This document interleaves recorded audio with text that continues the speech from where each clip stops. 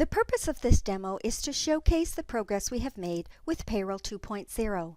Please note that this information is subject to change since development is still in progress. In this demo, we will be highlighting the new features in employee maintenance. We now have 8 tabs: Main, Additional, Benefits, Taxes, Pay Defaults, Earnings, Deductions, and Pay History. In addition, the More button gives you access to ACA Employee Maintenance, Direct Deposit, where you can set up the employee's bank account information, Employee Number, and Tax Summary. On the main dialog, the employee's first name and last name now allows entry of 40 characters. The middle name and suffix fields are new.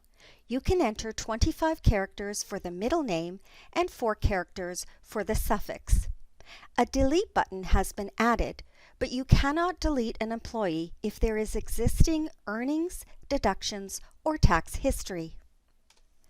On the main tab, we've added a second phone number and have included an extension field, a phone type drop box, and a checkbox to indicate the primary number.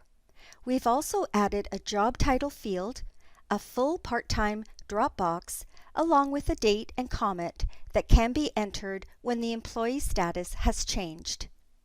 On the Additional tab, we have expanded the selections for marital status, added a veteran checkbox, a military service separation date, and a location field for reference purposes. In the previous version, there was a race field that allowed you to enter a code to identify the employee's race. You can now select the race from the Dropbox list. A second emergency contact has been added, and you can now enter the relationship of the emergency contact to the employee.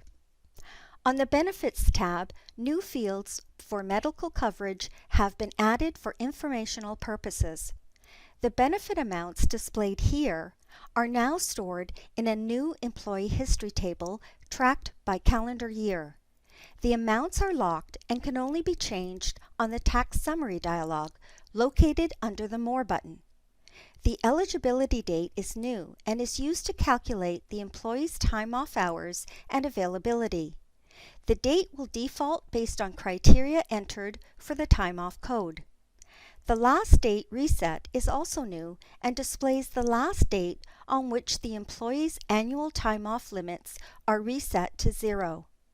The time off descriptions that were defined in Payroll options have been carried forward, and you can drill down to view the monthly amounts for the selected time off benefit. I'm going to skip over the Taxes tab. An explanation of how taxes are set up will be explained in a separate video. On the Pay Defaults tab, the Alternate Employee Check Name field allows you to enter the employee's name as it should appear on the check and direct deposit stubs. If you leave this field blank, the employee's name will appear as first name, followed by the first letter of the middle name, then last name and suffix. A new option has been added allowing you to summarize the pay details on the check stub or detail out all earnings and deductions as they were entered in payroll data entry. And you can now enter 9 separate pay rates.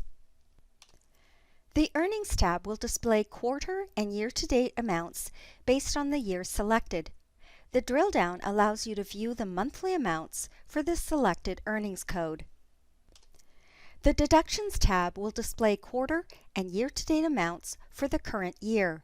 The drill down allows you to view the monthly amounts for the selected deductions code. You can also add a deductions code for the current year.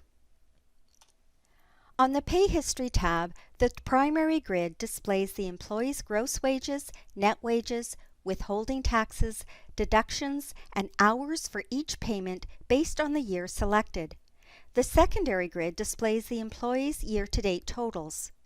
The check search allows you to locate a specific check or direct deposit payment by date, number, or gross wages. If Paperless Office is set up, you will be able to view the employee's payments through the Paperless Office viewer. This concludes the demo for employee maintenance. Thank you for watching.